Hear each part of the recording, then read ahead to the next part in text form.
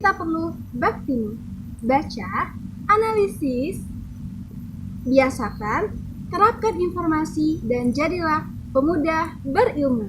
Seorang ilmuwan bernama Albert Einstein pernah berkata, satu-satunya hal yang perlu Anda ketahui adalah lokasi sebuah perpustakaan.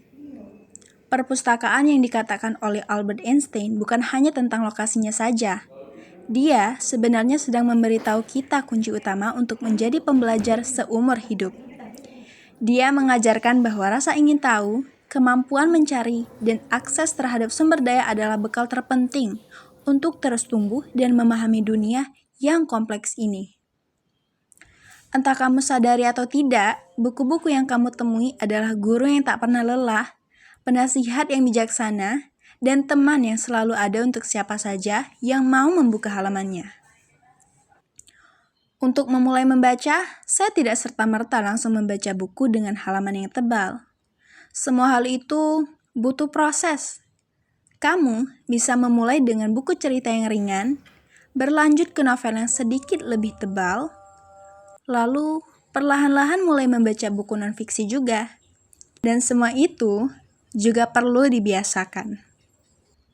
Terkadang, awalnya kita perlu memaksa untuk menjadikan suatu hal sebagai kebiasaan yang membuahkan hasil yang manis. Karena pada akhirnya, buku-buku itu akan membentuk kamu, bukan hanya mengisi kepala kamu, tapi juga membentuk cara berpikir, merasakan, dan bereaksi terhadap kehidupan. Yuk, sempatkan diri kamu untuk mampir ke perpustakaan terdekat ya. Dan jika tidak, kamu bisa mengakses sumber bacaan lewat aplikasi perpustakaan. Well, sekarang sudah modern. Kita bisa membaca dimanapun dan kapanpun melalui smartphone. Dan ini gratis.